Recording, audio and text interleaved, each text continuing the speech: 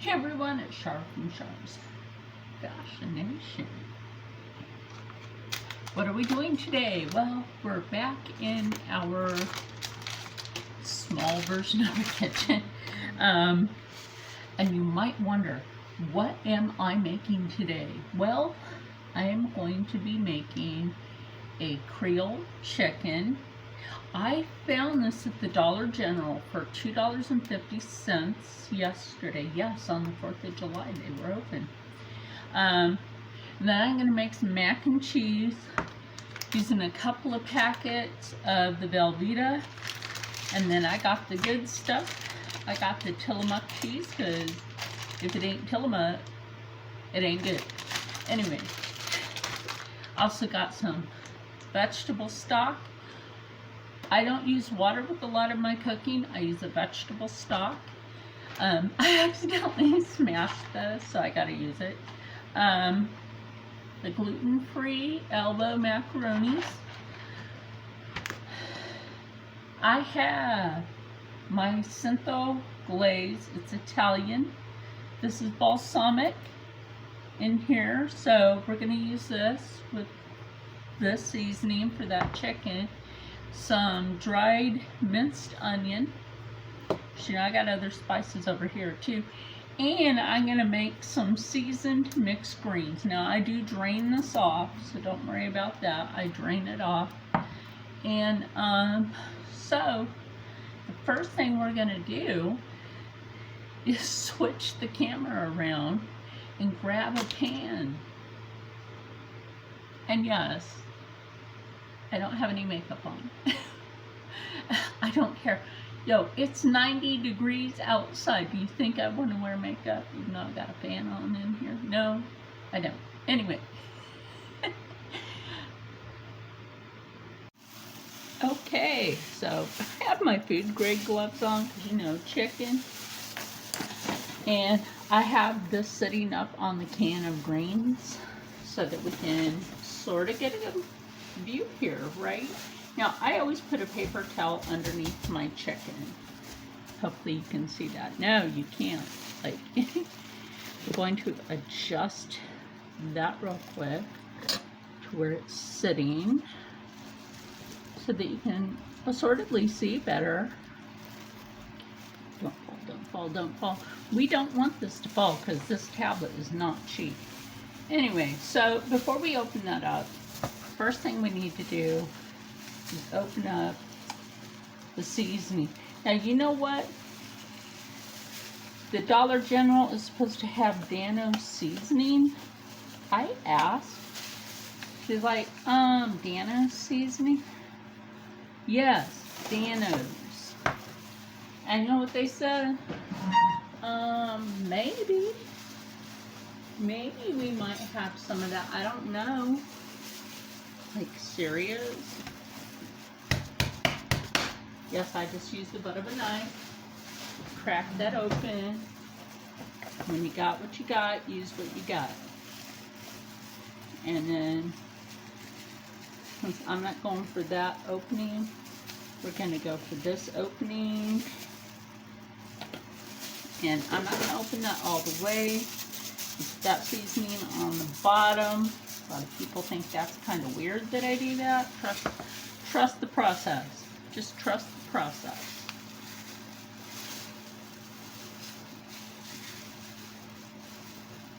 Like, these are kind of hard to find freaking opening on anymore. And then take a little bit of this. This is considered to be a glaze because of the thickness. I hope you can see that. Now, the reason that I'm going to add this in here is because it's going to pull more of that flavor out. And we'll put some of this down in here, the onion. Now, I would have used my fresh red onion, but y'all, I plan on making a macaroni salad this week. Rob liked the potato salad that I made yesterday.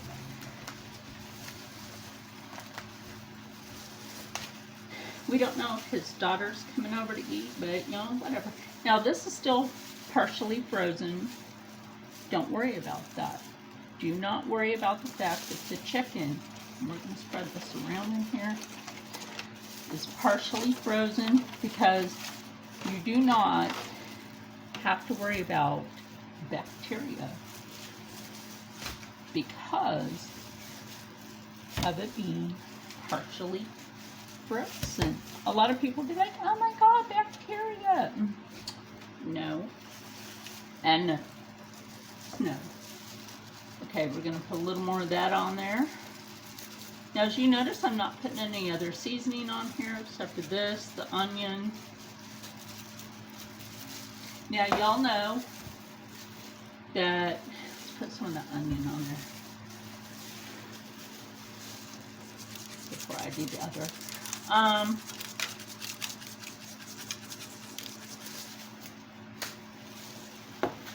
Y'all know that, what was I going to say?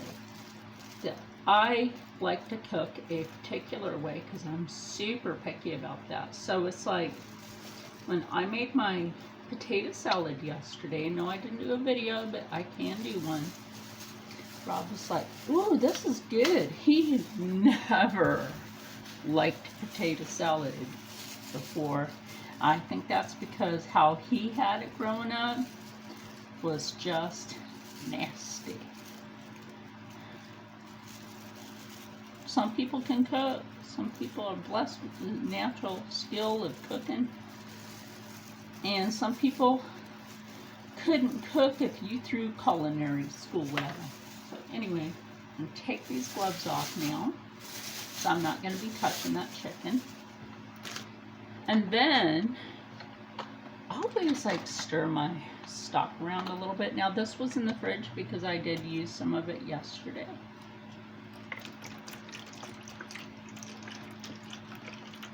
Now let me tell you something, you don't need a lot of that because you're going to want the rest of that broth for when you go to make the mac.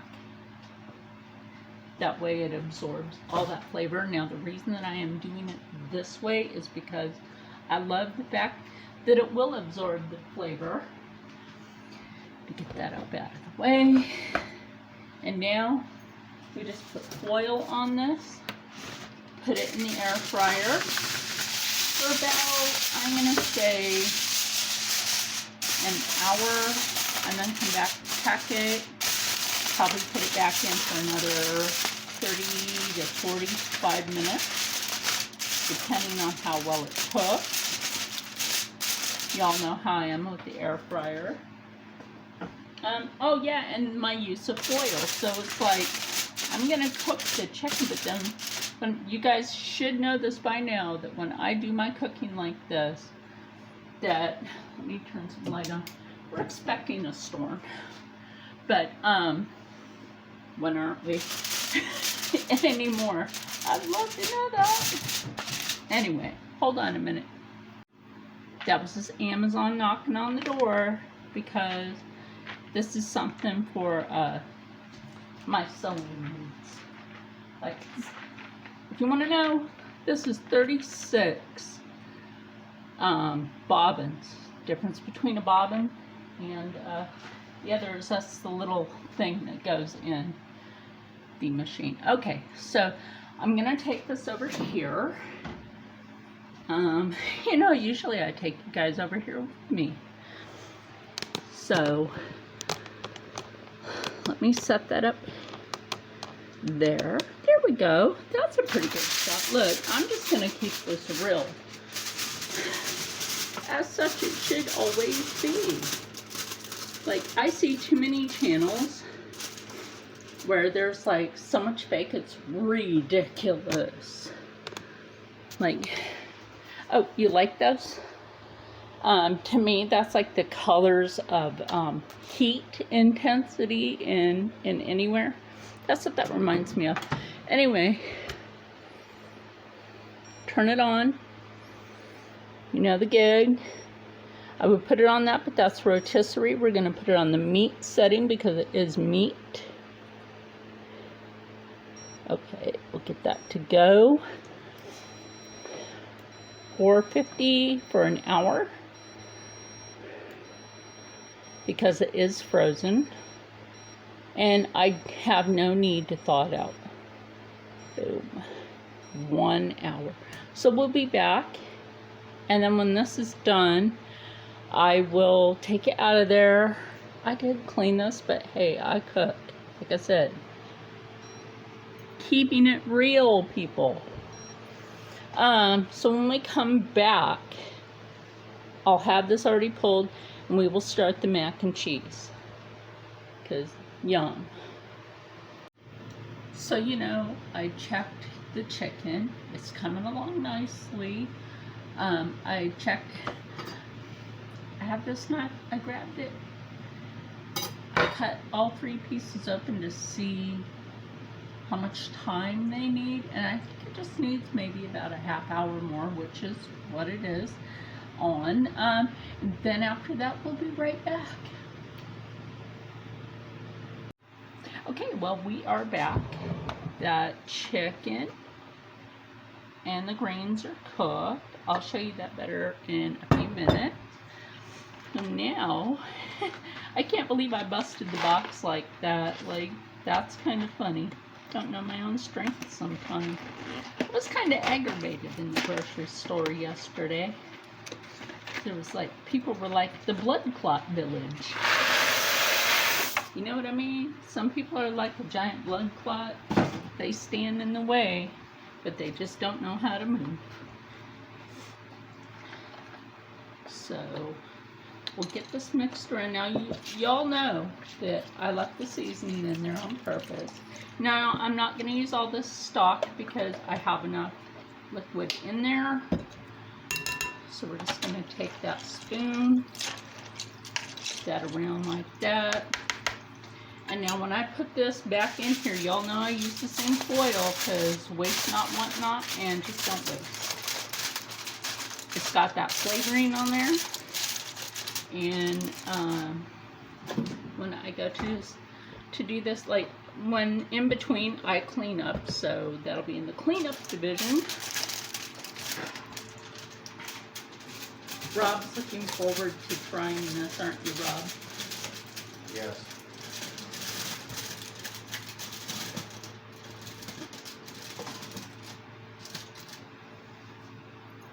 Sure that's covered? Yes, it is. Anyway, so we got this going over here. Now we're just going to go like that. Turn it on, if it'll turn on. Now, I usually put it on that or that, but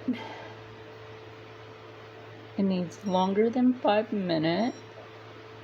Okay, so it's going to need more like 25. And then in 25 minutes, we'll pull that, put the cheese in it, and be back. Okay, so the macaroni is cooked. I tasted this, Rob tasted this. It is cooked all the way through. And even without the cheese, the seasoning from the chicken and the green, just like you can eat just from that flavor. Anyway, I hope you follow my recipe for this because you will not regret it. That's for sure. So now it's time to add the cheese. Like I said, I got the Velveeta. Scissors out for that. I got my Velveeta, which I will put in first.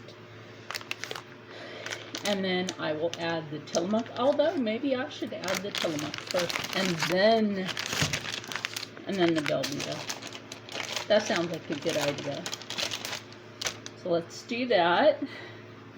I'm not worried about how much of this cheese I have left. The Colby Jack.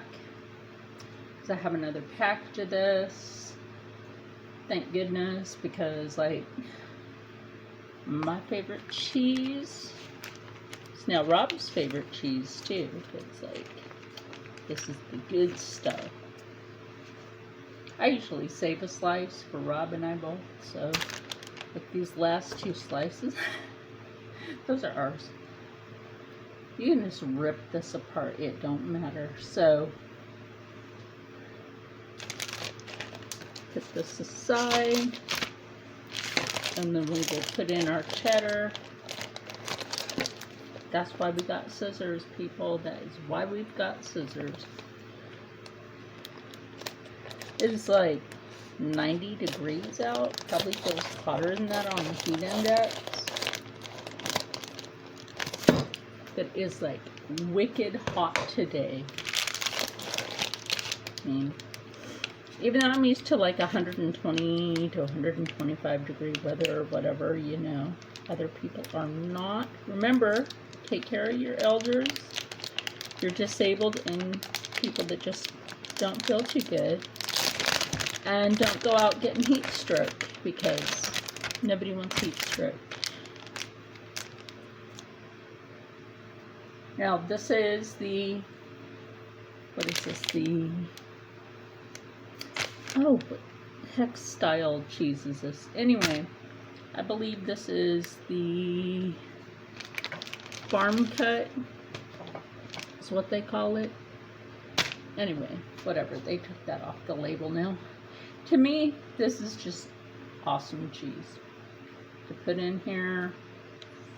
Like, I'm telling you, this is like super good. So I'm going to put all the cheese in here, and then I will put this in the oven. Now that we have all the cheese in here, I did stir the Tillamook cheese in a little bit. No, I'm not going to add no milk into this. We got enough liquid still sitting in there. And so basically what we're going to do is put this in covered for about, I'm going to say 5 minutes. Ooh, that looks, the smell, right? Y'all, like, that's what I'm saying, like, dishes like this, so worth that effort in the kitchen.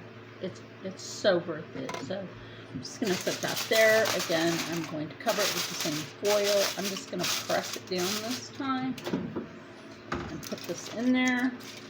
And now when I come back, this will be done, and I will have my plate plated, and I will taste test all the delicious for you. So, okay, we're back. This is my plate, and I'm gonna be like super careful with that. The chicken, the greens, the mac and cheese.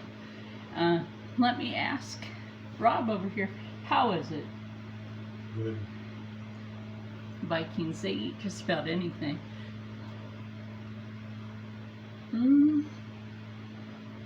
Oh my God.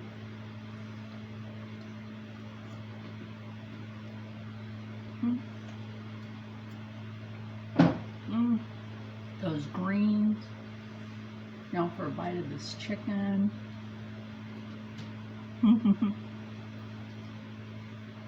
Oh my God. I love spicy food.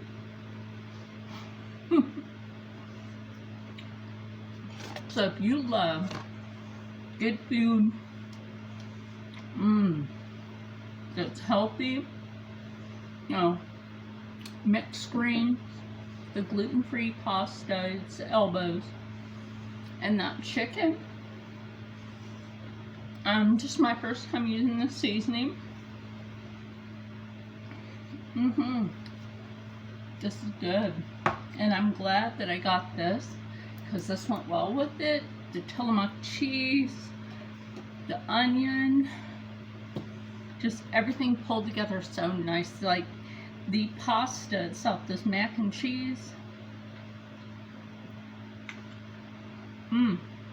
it's got this little sweet savory thing going on.